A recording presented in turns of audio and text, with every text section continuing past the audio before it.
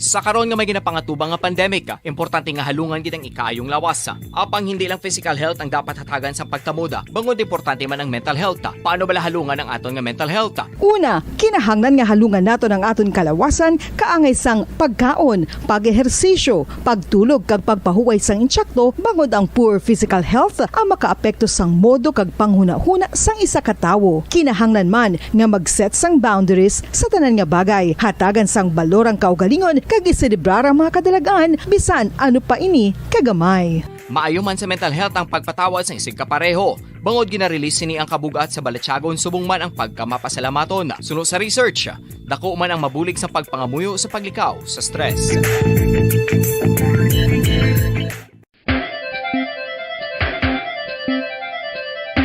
Ang talaba.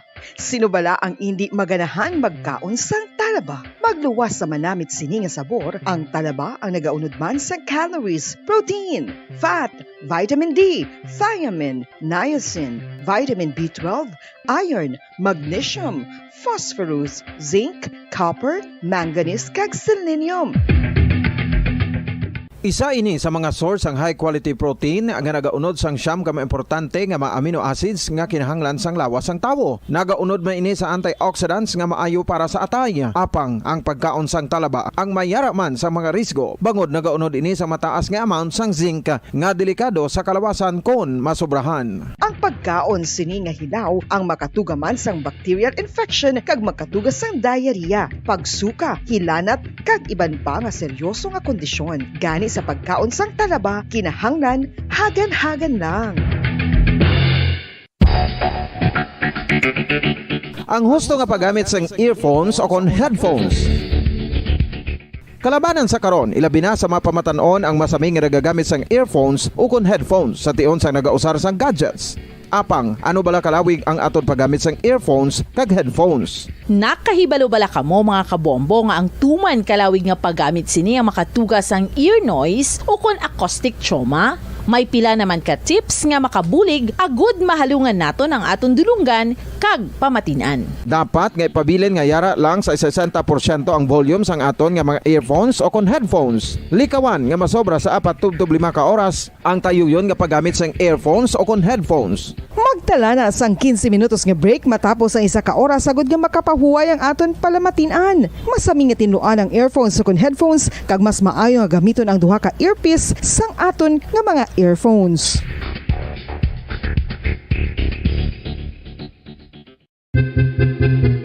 San o ikaw ulihi nga nag-ilis ang sponge nga ginagamit mo sa paghugas sa mga kitchen utensils? Ang kitchen sponge mga kabombo, ang mas mahigko pa sa toilet. In fact, ginpahayag sang microbiologists nga ang mga butang nga ginagamit naton sa pagtino sa mga dishes ang pinakahigko nga bagay sa balay. Sa isa ka pagtuon nga na-publish sa journal nga Scientific Reports, ang spongy bacterial colonies ang mas delikado sa aton ikaayong lawas. Bangod sini, ginarekomendar sa mga researchers nga dapat islan ang sponge kada simana. Ang kitchen ang lugar sa aton balay kung sa diin nagasugod ang mga new bacteria. Bangod sa human traffic kag food preparation. Bangod ang sponge ang masami nga warm, mabasa kag matrace ang old food. Ini ang ideal nga breeding ground para sa bacteria. Suno sa pagtuon, maayong idea nga tinluan ang sponge kada tapos gamit. Apang ginasuggest sa mga researchers nga regular nga islan ang kitchen sponge. Ang kitchen ang lugar sa aton balay kung sa diin nagasugod ang mga new bacteria. Bangod sa human traffic kag food preparation. Bangod ang sponge ang masami nga warm, mabasa, kag may trace ang old food. Ini ang ideal nga breeding ground sa para sa bacteria. Suno sa pagtuon, maayo nga ideya nga tinluan ang sponge kada tapos gamit, apang ginasuggest sa mga researchers nga regular nga islan ang kitchen sponge. Yari na ang isa sa nakapabaylo kag nakabaton sang brand new radio set with AM and FM band kag 1,000 pesos cash. Nagikan sa Bombo Radio Bacolod. Ko si Anisito Delicano, taga Libertad Extension, Bacolod City. Nagbabaylo ko sang radyo nga ginatag sapon sang Action Radio kay nagaungot sa ilalang estasyon. Hindi ko kapamati sang iyas ang bumbo. Mga lapit naman sa katuig ni nga ginatag nila sa akon. Amo na mo lang ni ang imo nga mamatian ang action radyo lang. Amo ini nga radyo ang ginapangatag nila. Gindala ko di sa bumbo kay pabayluan ko sang iyas ang bumbo nga radyo nga wala sa ungot sa isa lang ka stasyon. Kag manami kay bag-o kag wala guba may suga pa. Kag ang 1,000 nga ginatag sang bumbo mapasalamat gid ko kay may nagbakal na kusudan. Sing una ga bindors ko ti kay ginkakasama kami sa Libertad di way nako kan sa balay na lang ang akon bata ang mga nagasuporta sa akon. Ay bakal ko bulong may ano ko may apo ko kag taas akon sugar. Nga pasalamat gid ko sa Bumbo Radio sang ginatag nila nga 1,000 kag ang radyo. Salamat gid. Basta Radio Bumbo number 1.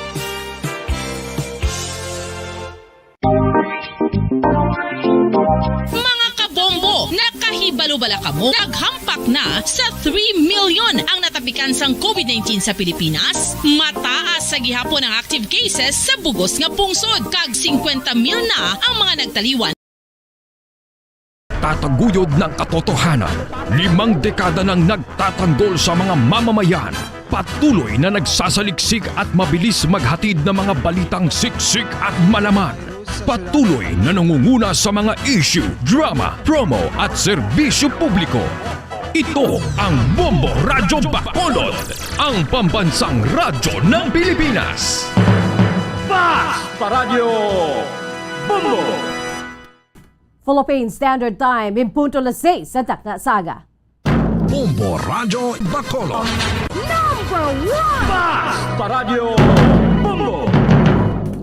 Maayong aga syudad sang Bacolod, kabugosan nga probinsya sa Negros Occidental, bugos nga Pilipinas kag bugos nga kalibutan. Iyari naman ang pagdulong namon sa inyo sa madalalako, bag-o, mainit-init pa ang mga balita diri sa Bombo News and Views Morning Edition. Subong nga adlaw Biyernes Santo, Good Friday, sa aton si pagpamalandong sa sining Semana Santa. Abril 15, 2022, kag sabay naman sa aton sining The Vote 2022 local and national election countdown. Mayara na lamang kita sang 24 dias.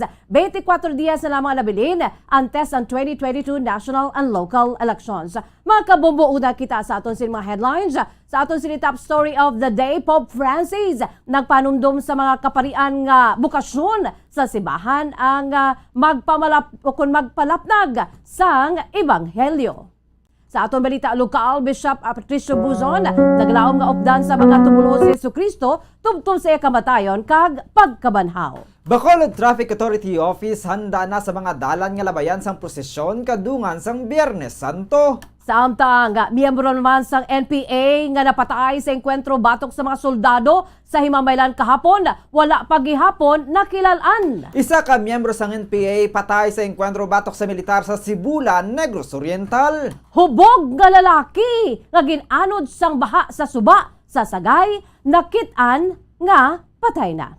Sa aton balita national, Manila Archbishop Jose Carnal Advincula naghugas sang tiil sa 12 ka mga individual nga may mga papel sa May 9 national and local elections. Cardinal Advincula naghingyo sa mga tumulong nga pangamuyuan ng mga nabiktima sang bagyong Agaton. Samtang patay bangod sa paglabay sang bagyong Agaton sa Eastern Visayas, nagdangat na sa 113. Mayara pa sa nagapabilin nga missing. Sa atong balita international, Pope Francis nagbisita sa prisuhan sa Italia para sa nakaandan nga washing of the feet kadungan sa Huwebes Santo. Mga submarine sang Russia nagpalupok sang cruise missile sa ilang exercise sa baybayon sang Japan. Samtang balita sa negosyo, price freeze sa LPG kag kerosene gipatuman sa mga lugar nga nalitan sang bagyong Agaton. Sa balita sa Inampang, Justin Brownlee sang Barangay Ginebra pasidunggan bilang best import sang 2021 PBA Governors Cup.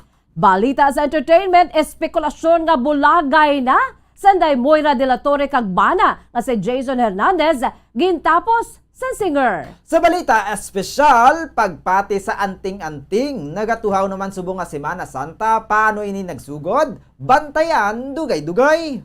Amoy ato mga kabombong aton sa mga headlines. Kagkaroon, lito na kita sa mga detalye na sa aton nagapanguna nga mga balita. Upod sa inyo sa mga tagbalita. Bombo Zaldi Foro II. Kagbombo Jazz de Jesus Madrigal. Una kita mga kabombo sa aton sa mga top story of the day. Sa Vatican, ginimbitar ni Pope Francis sa makaparian nga patubuon ang bugay sa pagtulong kay Jesucristo agod nga mas makaserbe sila sa maayo sa Ginoo kag sa mga katawhan sa iya homilya sa Chrism Mass sa Huwebes Santo. Sunod sa Santo Papa, tuman kadako nga bugay ang mangin isa ka pari. Gani nagpanumdum ini nga ang nasambit nga bugay ang para lamang sa kayuhan sa mga tumuluo nga Kristiyano sang sa mga kaparian mismo. Sunod sa kay Pope Francis, nagakadapat kag kinahanglan sa mga pumuluyo ang serbisyo sa mga kaparian nga may matinlo nga konsensya kag ginambitar ang mga nagtilipon nga clergy nga magtuo sa Ginoo para pinaagi naman sa pagpahugot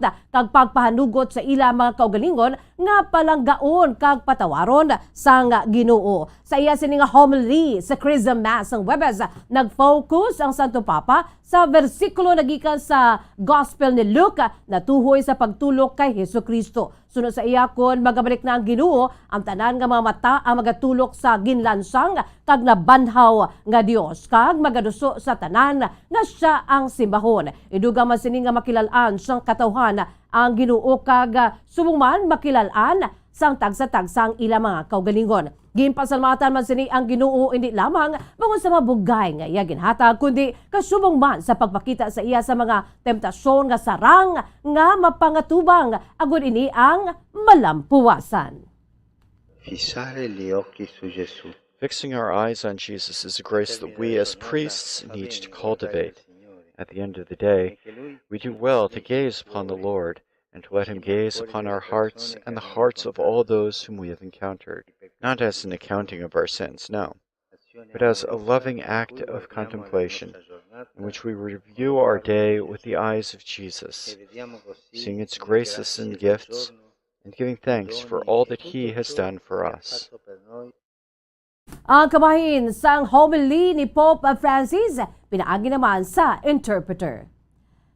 Samtang Philippine Standard Time, 8 minutos na nakalipas sa takna alas 6 sa aga mga kabombo. Nagkaroon dito na kita sa mga detalye na sa ato nagapangunang balita lokal. Subong nga Biyernes Santo na. Naglaom si Most Reverend Bishop Patricio Buzon sa Diocese of Bacolod nga updan sa mga tumulo si Jesucristo tubtob sa iya kamatayon kapag kabanhaw sila sa Domingo de Pascua o kon Easter Sunday. Sa Lenten message si Bishop Buzon, ipagsining nga ginadumdum subong nga simana Santa ang katapusan ng mga inadlaw ni Kristo kung sa din iya natuman ka natapos na misyon nga ginhatag sa iya sang amay sa pagluwas sa mga katawhanan o kung katawhan paagi naman sa pagkamatay kag pagkabanhaw. Sunod sa iya ini ang ginatawag nga Paschal Mystery nga amo ang pag-antos, kamatayon kag pagkabanhaw ni Jesus. Rason ko nga ang naluwas ang mga katawhan. Sa karon nga ginadumdum ang katapusan ng mga inadlaw ni Jesus, nagpahanumdum ini sa mga tumuluo nga updan ang Ginoo sa pagpangamuyo kag updan ini sa krus kag lulubngan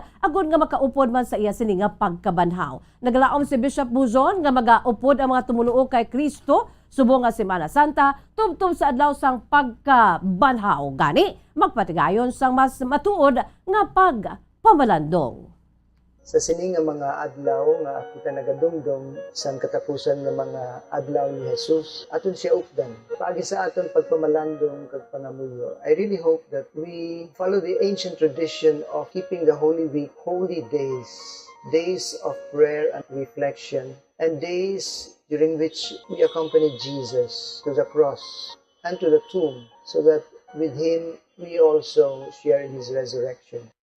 Ang kabahin sa ang nangin mensahe ni Most Reverend Bishop Patricio Buzon sa Diocese of Bacolod. Bilang paupo naman sang bombo radyo sa Kristiyanong katawhan sa pag-obserbar sa Semana Santa. Las 12 karon sa Uto, inyo mabatian ang 7 palabras so kon 7 last words direkta sa San Sebastian Cathedral antes mag-off-air ang bombo radyo Bacolod tubtubwas Sabado de Gloria. Kami ang magabalik sa kanginan sa Easter Sunday.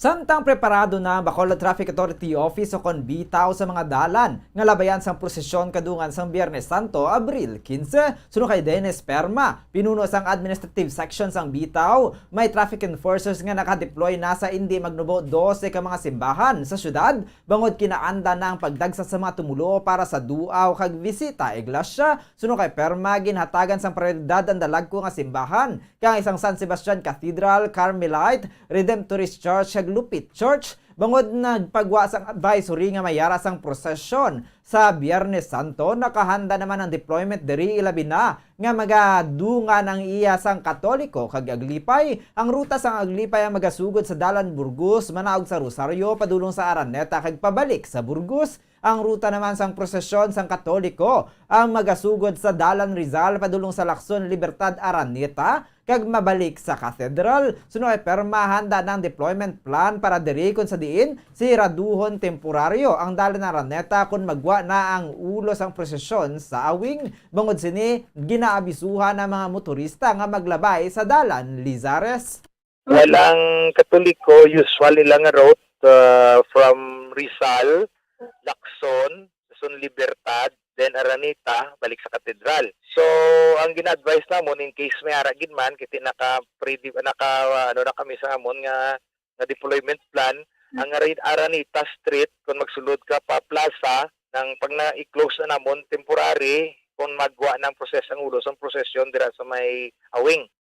Ang kabans pagpayag ni Dennis Perma, ang head sang administrative section sa Bacolod Traffic Authority Office, samtang ginalauman naman ang pagdamo sa mga tao sa barangay Punta Taytay sa Easter Sunday, bangod madamo ang magapaamulya sa mga beach, suno kay Perma magapatuman sang one-way entry halin sa Sadto Allied pasulod sa barangay Punta Taytay. Kuwag sila ang magagwa sa cruising Punta Taytay. Ang entry naman ang tubtob lang sa Paraiso Resort, samtang siraduhon naman ang halin sa cruising Punta Taytay pasulod sa proper sa barangay, bangod gamay ang dalan.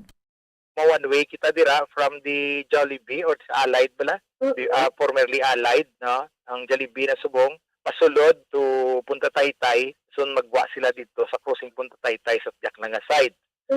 So ang entry naman dito until lang na sila sa may Paraiso ang area ng somewhere daw resort na Paraiso Resort, ang halin dito sa cruising Punta Taytay panaog pasulod sila sa Punta Taytay, pa-closure na kami da.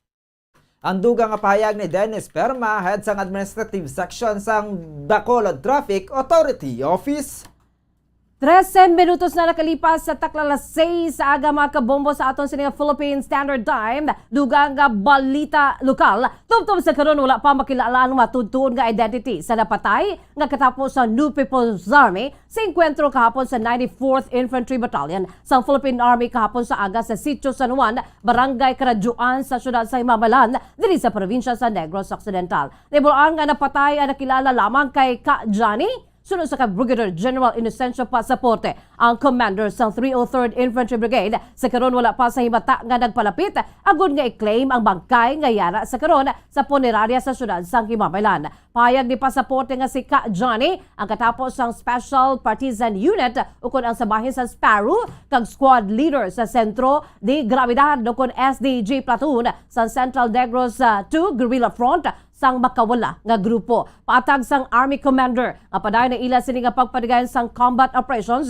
sa mga militar sa lugar agon nga masiguro ang kailwayan sa mga pumuluyo. Samtang nakabato naman sila sa informasyon gikan sa mga pumuluyo na may presensya sa kapin 7 tubtob na pulo ka mga armado nga individual sa lugar gani ilaman nga ginrespondihan ini. Ang enkwentro ang sabahin sa pagbayluhan sa Lupok naglawig sa napulo ka minutos tubtob sang nag-atras ang mga NPA kag ginbilin sa mayni ang wala na sa kabuhi nga si Ka Johnny, samtang may nakitaan man sila nga tinulo sa dugo nga nagapakita nga magkatapos sang rebeldeng grupo ang nasamaran. Wala naman sa nasamaran o kunapatay sa bahin sang militar. Ginalantaw ni Pasaporte nga ang mga nakaikwentro ang kabahin pa sa Central Negros 2 nga napuhag na sa mga militar sadto apang mahimo nga naglapta sa karon sa magagmay nga mga grupo. Kasunod naman sa enkwentro, nagpadigayon ng mga inisang scouring kung saan na-recover ang duwa ka magazine sa caliber 45 pistol, short magazine sa M16 rifle, isa ka hand grenade, isa ka unit sang tablet, medical kit kag backpack. hindi nga makuha sa iya pamilya or mga relatives niya. Si Akadyanin, accordingly, sa mga leader siyang SVG platoon sa Central Negros 2 Guerrilla Front. After scouting dito sa area, may arang man nagkalabilin nga 2 ka magazine ka caliber 45, isa ka hand grenade, isa ka ginagamit nila nga tablet and medical kit and backpack. Ang kabahin sa pagpayag ni Brigadier General Inocencio Pasaporte, Commander sa 303rd Infantry Brigade. Patay ang isa ka ginaalgar katapos sa New People's Army sa enkwentro batok sa mga militar sa sitio Tulong, Barangay Enrique Villanueva, Sibulan, Negros Oriental sang Abril 14, 2022. Sa interview sa Bombo Radio Bacolod kay Colonel Leo Peña, Commander sa 302nd Infantry Brigade sa Philippine Army, may nag-report nga residente nga nagpatigayan sang extortion ng mga NPA.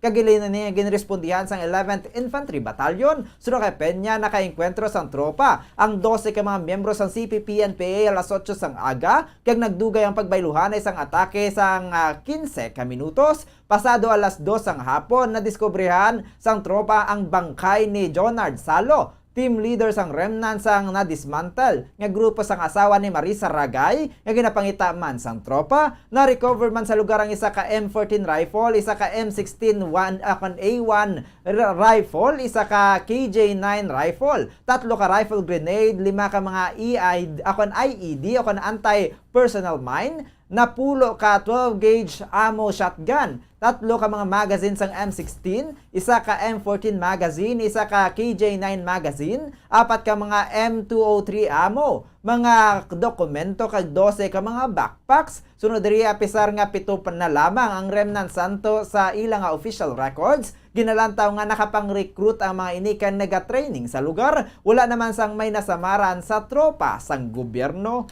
Ang pangalan niya ay si Jonard Salo. Team leader siya noong remnants ng na-dismantle natin na Southeastern Front. At asawa rin siya noong isa pang hinahanap natin na si Marisa Ragay.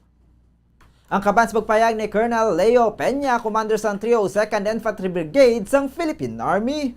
Dugang nga balita, lokal wala na sa kabuhi sa nasapuan ang gilaligar hubog na lalaki nga ginanod sa tubig pasado las 4 sa Martes ng hapon matapos nga nagtabok sa Himugaan River nga nahamtang sa boundary sang Barangay Baviera kag Barangay Bato sa syudad sang Sagay. Manumduman nga si Zairus Bismanos, 33 anyos, residente sa nasambit nga barangay, ang gilaligar nga yala sa influensya sa makaulubong ilimnon, santo naman sa mga witnesses ka nagpamilit nga magtabok sa suba apisa nga tuman kakusog sa tubig. Bago diri ginanod sa tubig ang biktima samtang giliw naman ang nagpadagan sa search, rescue kag retrieval operations ang mga otoridad. Sa interview sang Bombo Radio kay Police Colonel o Lieutenant Colonel Junel Guadalupe, officer in charge sa Sagay City Police Station, nasapuan ni Ariel Berdida, isa ka local rescue volunteer, ang bagkay ni Bismanos nga nagautaw-utaw sa suba sa nasabit ka area kapon las 3:45 sang hapon.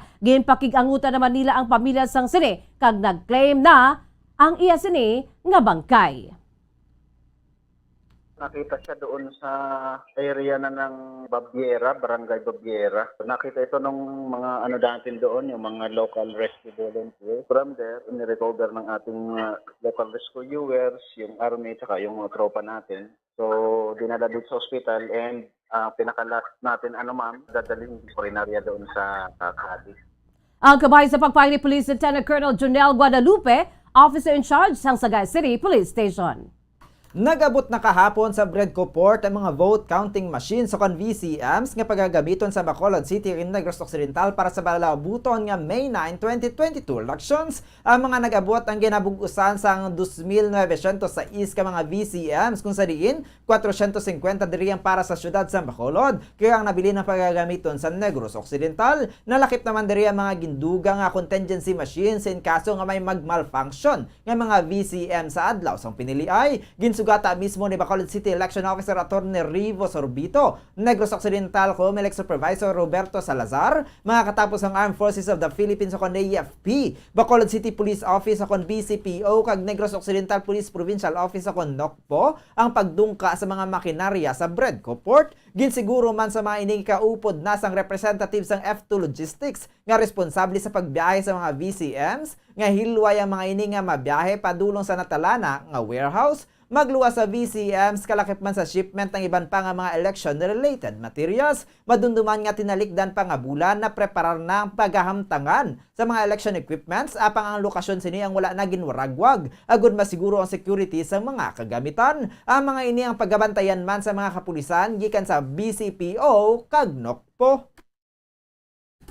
Sa atong kinapusan nga balita lokal, nagpagwa na kahapon sa Executive Order kung EO number 17 si Bacolod City Mayor Evelio Beng Loredia nga nag-extend sa Alert Level 1 status sa syudad sa ikatatlo na kabeses. Naibulaan nga humalin buwas Abril 16 tubtob na sa Abril 30, may panibago naman nga COVID-19 alert level status kay gapatuman kung sa rin ang Bacolod City ang ginpabilin gihapon sa National Interagency Task Force o kon NIATF sa pinakamadubo nga alert level system. Nagapabilin gihapon ang mga pagsulundan nga ginapatuman kung sa rin minimal na lamang ang mga restrictions. Apang parayan gihapon nga ginapanumdom sa Bacolod City Emergency Operations Center o kunang EOC nga sundon ang minimum health protocol. Ilabi na gid nga subong nga Holy Week, particularmente na sa Easter Sunday kung sa rin madamo sa mga outing. Ang curfew ang nagapabilin las 11 sa gabi tubtob las 4 sang kagahon.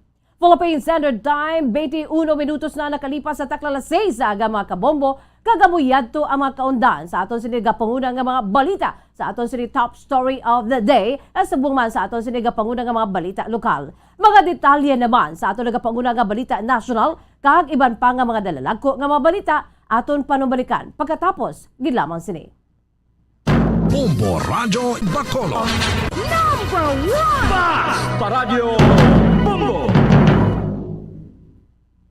Bombo Radio Philippines presents the virtual Stations of the Cross as part of the Holy Week practice to commemorate the Passion, Death, and Resurrection of our Lord Jesus Christ. The second station is at Ilocos Norte, Paoay Church. Jesus is given his cross. We adore you, Christ, and praise you. Because by your holy cross, you have redeemed the world. Jesus, in making this journey with the cross on his shoulders, taught of us and offered for us to his Father the debt that he was about to undergo. Jesus, I embrace all the suffering that you sent to me. Through the merits of your pain in carrying your cross, help me to carry my cross with patience and resignation. I love you, Jesus. I repent of my sins. Help me to never sin again and to love you always and to do your will.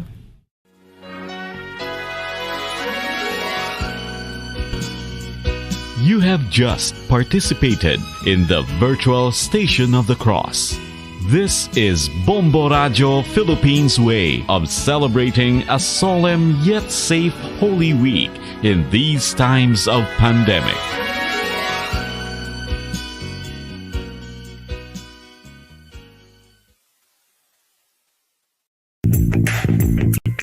Sa karon nga may ginapangatubang nga pandemic, importante nga halungan gid ang ikayong lawas. Apang hindi lang physical health ang dapat hatagan sa pagtamuda, bangod importante man ang mental health. Paano bala halungan ang aton nga mental health? Una, kinahanglan nga halungan nato ng aton kalawasan kaangay sang pagkaon, pag-ehersisyo, pagtulog kag pagpahuway sang insyakto, bangod ang poor physical health ang makaapekto sang modo kag panghuna-huna sang isa ka tawo. Kinahanglan man nga mag-set sang boundaries sa tanan nga bagay, hatagan sang balorang kaugalingon kag iselebrar ang mga kadalagaan bisan ano pa ini kagamay. Maayo man sa mental health ang pagpatawad sa isig kapareho. Bangod ginarelease sini ang kabugat sa Balatyagon subong man ang pagkamapasalamaton. Suno sa research, dako man ang mabulig sa pagpangamuyo sa paglikaw sa stress. Tips agud malikawan ng insomnia. Ang pagtulog sang maayo ang makaapekto sa mental kag physical health sang isa ka tawo. Apang kung kaisa hindi maligar nga nagaka-eksperyensya sa ginatawag nga insomnia, gani ari ang tips agud malikawan ini kag mas makatulog sang maayo mga kabombo. Kinahanglan nga pareho ang oras sang imo Bacolod. Number 1! Basta Radio Bombo! Philippine Standard Time, 24 minutos na nakalipas sa taklalas 6 sa aga mga kabombo. Kagkaroon, litong kita sa mga detalye na sa atong nagapangunang balita national. Ginhugasan ni Manila Archbishop Jose Cardinal Advincula ang tiil sa 12 ka mga individual nga may mga papel sa May 9 national and local elections kadungan sa Huwebes Santo sa Manila Cathedral. Nalakip sa 12 apostles ang mga first-time voters nga sa Therese Paman, Kenny Roger, kag Miguel Zabala. Commission on Elections Officer Jovi Dumondon, kag Rosa Alejandro, kag Director Thaddeus Hernan. Nagupod man sa ila ang mga electoral board members na sanday Angelique Mabasa kag Dante Parungao. Parish Pastoral Council for Responsible Voting o kon PPCRV members Dr. Arwin Serrano, Alfie Diaz kag Rick Galang, kag ang nag-iisahanon nga media representative nga si Tina Panganiban Perez. Ang symbolic nga pagpanghugas sa tiil sa mga apostoles ang kabahin naman sa tradisyon kada misa sa Huwebes Santo. Una na nga nagpanawagan ng obispo sa mga botante nga magpili sa mga kandidato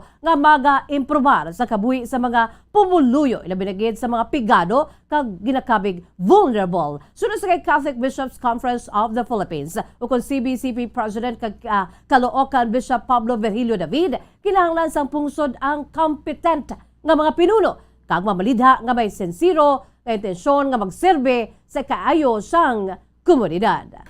Samtang naghingyo si Manila Archbishop Jose Cardinal Advincula sa mga tumuluo ng pangamuyuan ng mga nabiktima sa bagyong Agaton sa misa para sa Huwebes Santo sa iyang Chrism Mass homily sa Manila Cathedral. Nagpabutsyag si Advincula sang pag-isa sa mga nabiktima sa bagyong Agaton sa sa Visayas region. Suno kay Advincula, dapat nga dumdumo ng mga ini kag ilakip sa pagpangamuyo sa mga tumuluo. Ang Eastern Visayas Regional Police ang Huwebes ang nakareport sa kabugusan nga 113 ka mga fatalities sa Eastern Visayas lamang bangod sa pagpanalasa ni Agaton. Sa 113 ka mga nagtaliwan, 81 nagikan sa Baybay City, 31 sa Abuyog kag isa sa Motion Samar. Kabugusan nga 89 ka mga bangkay ang nahingadlan samtang nabilin nga 24 ang wala pa makilalaan suno sa kapulisan. Samtang ginrenew naman sa Manila clergy ang ilang commitment sa priestly service sa liturgy. Ginpasalamatan man sini ang Manila clergy sa ilang sakripisyo sa tunga sang COVID-19 pandemic. Suno kay Advincula, personal ini nga nagapasalamat sa pagpatuman sang discernment, creativity kag kaisog sa ministry sa tunga sang pagbag-o sa kalibutan. Naapresyar sini ang ilang sakripisyo sa pandemic kag ginpahayag nga pagabugayan sang Ginoo ang ilang mga hinimuan. Sa awa ng Diyos, nakapagtipon at nakapagdiriwang tayo ngayon. Idulog din natin sa awa ng Diyos ang kalagayan ng mga kapatid natin sa Visayas na nagluluksa at nahihirapan ngayon dala ng pamiminsala ng bagyong Agaton. Alalahanin natin sila sa ating mga panalangin. Ang kaban sa pagpayag ni Manila Archbishop Jose Cardinal Advincula. Samtang duga nga balita national, kabugusan nga 113 ka mga fatalities ang na-report sa Eastern Visayas bangod sa paglaslas sa bagyong Agaton sunod sa Regional Police. Iniagin konfirma ni Eastern Visayas Regional Police Spokesperson Police Colonel Maria Belia Lentuaya kag ginpahayag nga santo sa ilang Consolidated Partial Report sa 113 ang mga nagtalaliwan, 81 nagikan sa Baybay City, 31 sa Abuyog kaisa sa bahin sang Matuong, Samar. Kabugusan nga 89 ka mga bangkay ang giningadlan na samtang nabilin nga 24 ang wala pa nakilalaan. Ang 113 ka reported nga mga fatalities sa bahin sa Regional Police sa Eastern Visayas ang mas mataas sang sa 72 ang ginreport sa National Disaster Risk Reduction and Management Council o kon NDRRMC sa rehiyon. Sunod sa NDRRMC, nagsaka 76 ang reported death toll nationwide bangod sa bagyong Agaton. Samtang 5 kay pa nga mga persona ang missing kag hindi maglubo sa 236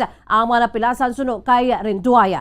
Kabugusan nga 1,266 ka mga persona ang na-rescue na sa Philippine National Police sa 23 ka mga operasyon nga ginpanigayon sa rehiyon. Santo naman sa report, 19 ka mga police personnel ang naapektuhan man sa bagyo. Sunod sa kay Colonel Noel Vestor sang 802nd Brigade, apisan nga pila na kaadlaw na kaligad, nagalaom sila gihapon nga makakuha pa sang buhi nga mga persona. Kag sa ato na katapusan nga balita national, nagpagwa ang Commission on Elections sa COMELEC sang kopya sang latest nga resolution nga nag-amend sang pulisa sang full body sa gun ban exemption para sa 2022 elections. Ginanunsar ni COMELEC Chairman Saidami na pangarungan nga ang full body ang maghahatag sang automatic gun ban exemption sa Office of the Vice President, mga senador, kongresista, Court Justices, Cabinet Secretaries, tubtub sa Assistant Secretaries ang ilang ang mga security detail. Ang mga agents ng National Bureau of Investigation o NBI, kag election officers ang ginhatagan man sang kaangay nga pribilehiyo. Ginamin sang COMELEC Resolution 10777, ang Resolution number 10728, nga nagapahayag sang prohibition sa mga hindi otorisado nga mga armas, luthang, kag bodyguard sa nagahilapit nga election period. Ginadumilian sang COMELEC Resolution ang pag-angkon, pagdala kag pagtransport sa mga armas luthang o kon deadly weapons sa sagwa sang ilang mga puluyan o kon negosyo sa tanan nga pampubliko nga lugar humalin Enero 9 tubtob Hunyo 8, 2022 sa kabugusan nga 150 ka calendar days. Ang COMELEC Resolution 10777 ang nagahatag sang otoridad kay pangarungan nga mag-grant sang gunman exemption para sa urgent kag meritorious cases kasubong man sa mga lugar nga gini-identify nga election areas of concern sa idalom sang control sang poll body. Philippine Standard Time, 30 minutos na nakalipas sa taklalas 6 aga, mga kabombo, kagkaroon. Lito na kita sa mga detalye na. Sa ato nagapangunang balita sa luwas sang pungsod, una kita sa Roma, Italia. Ginbisita ni Pope Francis ay sa ka-Italian nga presuhan kadungan sang Holy Thursday Mass kaya ginugasan kag ginalukan ang tiil sang 12 ka mga inmates agon nga ikomemorar ang ginhimo ni Jesucristo nga pagpaubos sa iya mga apostoles isa ka gabi antes sini nga napatay. Masaming nga ginapregayan sa mga nauna kay Santo Papa Francis ang service sa St. Peter's Basilica ukon isa ka Rome Cathedral apang matapos ang iya eleksyon sa tuig 2013. Ginpadayon sa Santo Papa ang tradisyon ang gitukod sini bilang Arsobispo sa Buenos Aires sa pagpadigayon sini sa mga presuhan o kunpulian sa mga katigulangan. Sini nga tuig si Pope Francis ang nagpadulong sa isa ka presuhan sa Port City sang Civitavecchia na minhan nakatungdan nga bayan sang Roma sa Mediterranean coast. Sa video kag ipagwa sang Vatican, makita ang Santo Papa nga nagahalok sa tiil sang 12 ka mga babae kag lalaki nga inmates sa nakalain man nga edad kalikip na isa ka tigulang nga babae. Sunod sa iya ang mga pari ang dapat labing una nga magaserbe sa iban kag hindi magpakanubo ukon ini ang dapat nga magpakanubo sa iba. Sunod diri, ini ang pamaagi sa paghambal nga wala niya gina-judge ang bisan sino kag iya pagaserbihan ang bisan sino. Ginhambalan sini ang inmates nga magluwas sa wala sila ginhahugasan sang Ginoo, handa man ang Dios nga sila ang patawaron. Kag sa ato na katapusan nga balita international, kato naman kita sa Moscow. Nagpalupok sang cruise missile ang mga submarine sang Russia sa ilang exercises sa baybayon sang Japan sunod sa Defense Ministry sa tunga sang tensyon sang Tokyo bangod sa pagsuporta sini sa Ukraine. Ginanunsyar sang ministry nga duha ka mga submarino sa nasidlangan nga bahin sang Russia ang Petropavlovsk, Kamchatsky kag Volkhov ang nagpalupok sang caliber cruise missiles nagikan sa idalom sang tubig sa target. Nagpost ini isang video footage sa mga missiles nga nagasaka sa baybayon samtang nagasimulate sa mga submarine cruise ang missile attack. Ang Japan ang nakigbahin sa mabugat nga mga western sanctions sa Moscow kag ginwelcome ang ginatos nga mga Ukrainians nga nagpalagyo kay nagpadalaman sang non-lethal military aid. Sa tinalikdan nga Biyernes ginanunsyar sang Tokyo ang bag-o nga mga sanctions lakip na ang pagban sa Russian coal, isa ka importante nga energy import. Kasubong man ang pag-expel sa 8 ka mga Russian diplomats bangod sa war crimes sa Ukraine. Ginanunsyar sang Russia sang Marso nga bangod sa pagresponde sa Japan sa konflikto, iga-abando na sini ang diplomatic efforts sagod nga malabot ang isa ka peace treaty nga formal na nga natapos ang World War II sa Japan. Samtang sa ato naman nga balita sa negosyo. Nag-anunsya ng Department of Energy o DOE sang price freeze sa mga household liquefied petroleum gas o LPG kag kerosene sa sulod sang 15 ka adlaw sa mga lugar nga ginpaidalam sa state of calamity matapos ang pagpanghalit ni bagyong Agaton. Sa isa ka advisory ginpayag sa DOE nga epektibo ang price freeze sa LPG kag kerosene sa Catel, Davao Oriental kag probinsya sa Davao de Oro humalin sa Abril 8 tubtob 22, 2022 sa piya ka bahin ng price freeze sa nasambit nga produktong petrolyo. Ang epektibo humalin Abril 6 tubtob 20, 2022 sa Trento, Agusan del Sur kag Abril 12 tubtob 26 naman sa Baybay, Leyte. Sa idalom sang Republic Tax 7581 o kon Price Act, ang isa ka price freeze ang dapat nga i-reinforce sa mga basic energy products nga ginabaligya sa mga lugar nga ginpaidalom sa state of calamity. Ang maskin sino nga persona nga magabayular sa price freeze ang sarang nga mapriso sa sulod sang isa tubtob na pulo ka tuig kag pagamultahan sang 5,000 pesos tubtob 1 million pesos depende sa discretion sang korte. Sunod sa DOE iga-implementar sa gihapon ang price rollback sa sulod sang 15-day period. Samtang sa ato naman nga foreign exchange rate, ang US dollar may baylo nga 52 pesos and 17 centavos, ang Hong Kong dollar may baylo nga 6 pesos and 65 centavos, ang Singaporean dollar may baylo nga 38 pesos and 25 centavos, ang Saudi Arabian riyal may baylo nga 13 pesos and 91 centavos, samtang ang euro may baylo nga 56 pesos and 50 centavos.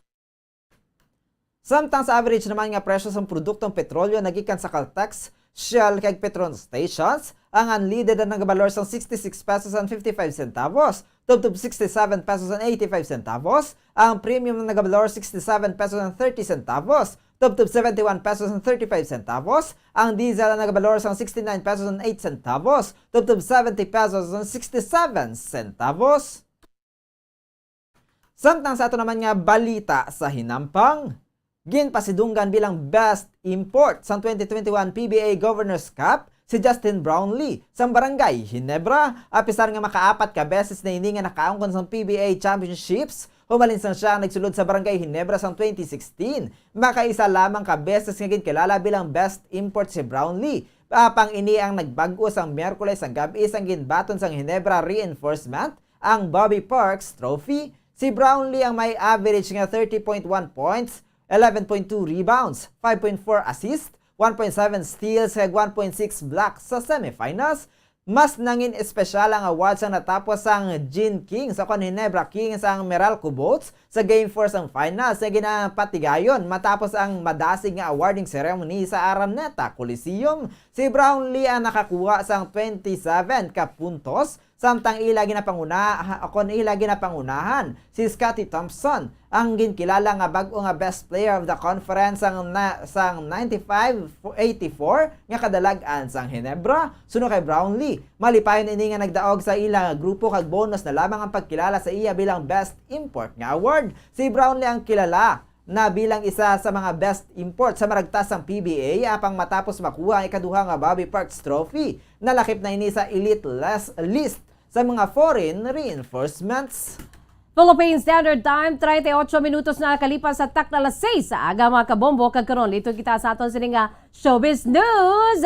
Matapos na nag-trending bangod sa ginalagar pagbulagay nila sa iya sininga bana. Gintapos ni Moira de la Torre ang mga espekulasyon na tuwi sa iya relasyon pagi sa isa ka Instagram update. Nanotisyahan sa mga followers ang hugot nga hitmaker ang pila ka mga litrato sini kaupo niya sini nga bana kag kaangay nga musician nga si Jason Hernandez ang hindi nakitaon sa iya sini nga Instagram page. Bangod diri naglapta ang mga espekulasyon nga nagbulagay ang mag-asawa. Nagdugang man sa mga aligasyon amo ang post ni Hernandez kung saan ang lyrics ang nagapaandam sa iya pinalangga nga hindi magpalapit bangod base ini ang masakitan ginlamang. Nadula naman ang kangawa sa ilang mga fans ang gin-like ni De La Torre ang post ni Hernandez. Apang ang nagkumbensel sa mga followers nga maayo gihapon ang relasyon sa duha amo ang Instagram stories update ni Moira kung saan gintag sini ang yabana nga si Jason. Asa diriya no, ang mga fans, grabe no. Sa karon yara sa abroad si De La Torre, kaupo ni iban nga miyembro sang I Belong to the Zoo, kag social media star nga si Mimi Yu. Nagpost si Moira sang selfie sini, kaupod si Mimi Yu, kag nagakaon sang lobster dish, kagintag sini ang account ni Jason nga sunod sa iya, paborito nga pagkaon sa iya sini nga bana. Gin-repost naman ni Jason sa stories ang update ni Moira. Si De La Torre kay Hernandez naging kasal sang 2019 ang wala pa direkta nga nakahatag sang statement na tuhoy sa nasambit nga speculations. Samtang sa ato naman nga Bombo Health News, may mga nagapati nga madasig kang makaangkon sang balatian kung magwa ka sa balayo kung maglakat samtang basa ang buhok. Madugay na ang ginapatihan sang iban nga matapos maligo. Kag kun mabugnaw pa ang ulo kag basa ang buhok, mas expose ang isa ka persona sa germs kag virus nga nagalupad o upod sa hangin sa palibot. Apang natukiban nga ang pagwa sa balay matapos ang pagpaligo. Ang hindi makatuga agad magbalatian ng isa ka individual, magguwas na lang kung nagabalatian ng adaan. Santo sa research ng 2005, may hypothesis kung sa diin ang pagpalangurog sang lawas ang nagatuga sang kung nagatuga man sang pagsaka sang tsansa nga malatnan sang common cold virus nga ginatawag acute viral nasopharyngitis. Apang natukiban sa resulta sang pagtuon nga wala ini sang kamatuoran, apang sarang ini nga makapagwa sang sintomas kunyara nang adaan ng virus sa lawas. Gani kung ikaw ang nagakahangawa nga magbalatian na pisar nga may importante nga meeting, sarang man nga i-blow dry ang buhok antes pa ang paghalin sa panimalay. Kaglito na makita sa aton balita espesyal na kay balubalag kamo nga may pila ka mga Pilipino nga nagapati nga mas nagabaskog ang gahom sang anting-anting sa tion sang Semana Santa. Gipatag sang cultural anthropologist si Professor Nestor Castro nga ang idea nga mga anting-anting o kun amulets ang mas nagabaskog sa tion sang Holy Week nagikan sa ginupod na nga ancient kag Christian beliefs. Sunod diri ang mga Filipinos ang madugay na nga may pagpati na tuy sa anting-anting. Apang sa mag-abot ang mga katsila, ini ang nag-transform kag na haluan o kung butangan sa nga imahe sa nga Kristiyano. Adugang pa ni Castro nga ginapatihan sa iban nga mas potent o kung mas makagagahom ang mga anting-anting sa tion sang Biyernes Santo o kung sa pagkabatay sang Dios sa konsepto sa Semana Santa. Ibaluan nga na gakadaog ang kadulom sang sakasanag. Sa Santo naman sa report, pila ka mga faith healers ang nagasaka pa sa Mount Banahaw. Bangod nga nagapati sila o kung nagapati ang mga ini, ang bukid ang may gahom nga sarang maka-recharge sang anting-anting. Ibuloan nga may lain-lain nga konsepto sang anting-anting sa Pilipinas, kaangay na lamang sa Babato o kung ginginamol sa Ilocos kag Lingling o kung sa bahin sang lugar nga Lingling o sa Ifugao. Samtang mayara naman sang Habak sa isla sang Siquijor. Kalakip sa mga pinakakilala nga lugar kung sa din mahimo nga makabakal sang anting-anting amo ang Quiapo, Manila. Kagsabay naman sa aton sining weather update mga kabombo, ang trough ni Typhoon Malakas ang nagaapekto sa sigangan nga bahin sang Visayas. Las 3 kaina sa kagahon o kung ilihini nga nakitaan sa gwa sang Philippine Area of Responsibility 1,940 kilometers east-northeast sa extreme northern Luzon. Ini ang may maximum sustained winds nga 140 kilometers per hour malapit sa sentro. Kag gustiness nga tubtob 170 kilometers per hour kag ukon 170 kilometers kag nagapadulong sa minhan na silangan sa 20 ka kilometros sa kada ora. Ang Metro Manila kag nabilin nga bahin sang pungsod ang maka-eksperyensya sa magalumon nga kalangitan nga may lapta-lapta nga pag-ulan kag pagdaguob tugas sang trough sang bagyo o kung localized thunderstorms.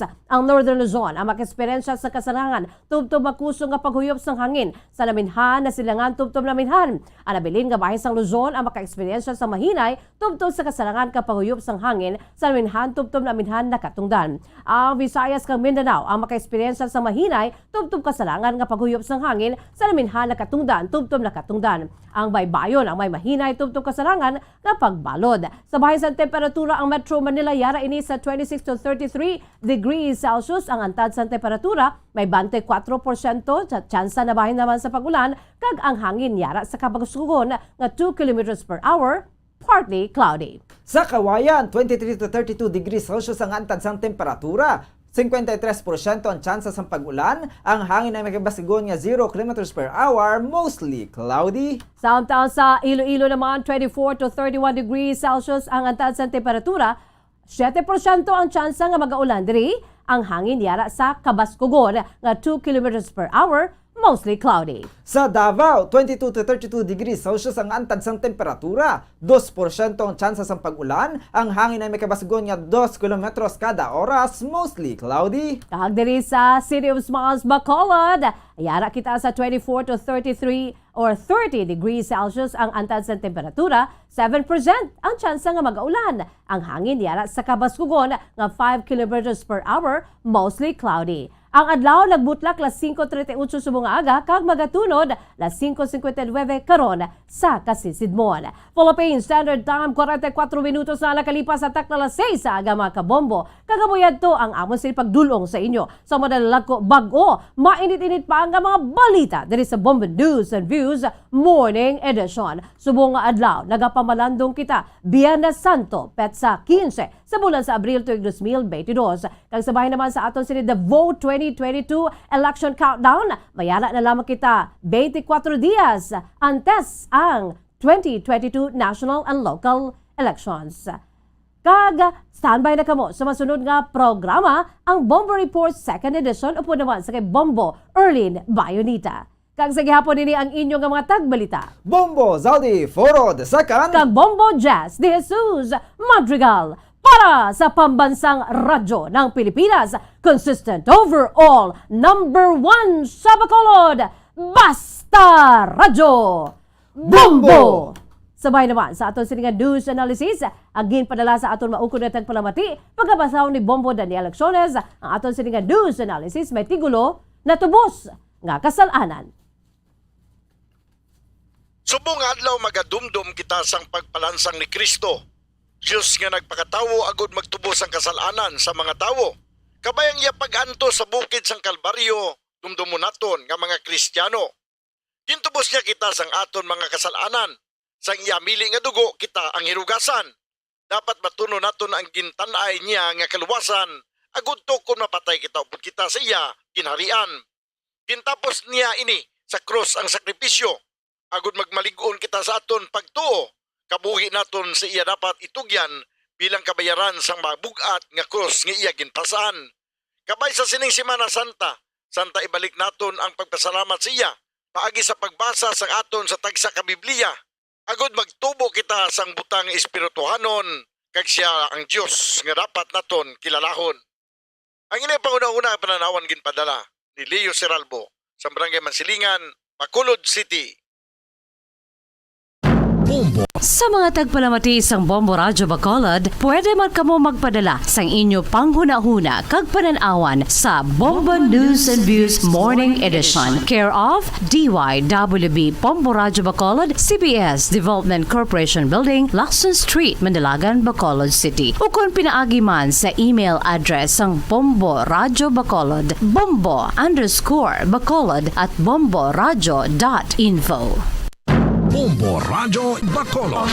Number 1! Basta Radio Bombo!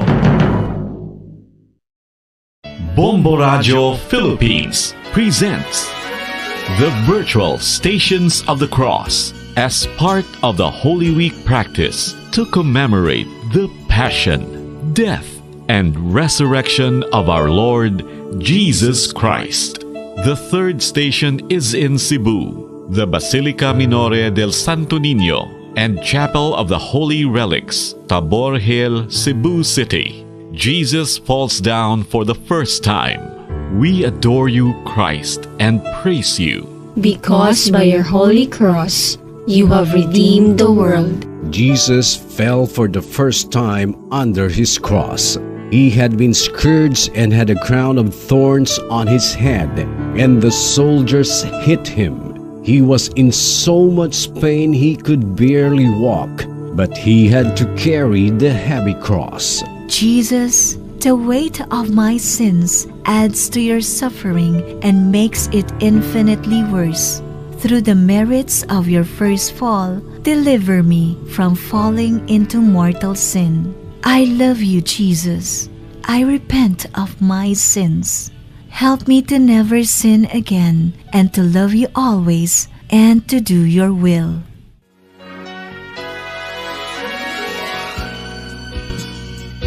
You have just participated in the virtual Station of the Cross.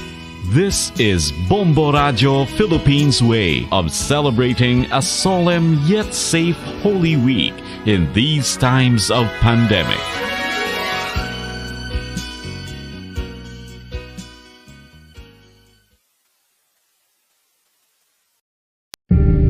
Tips agud malikawan ang Set ang imo nga body clock. Kung adlaw, mas maayo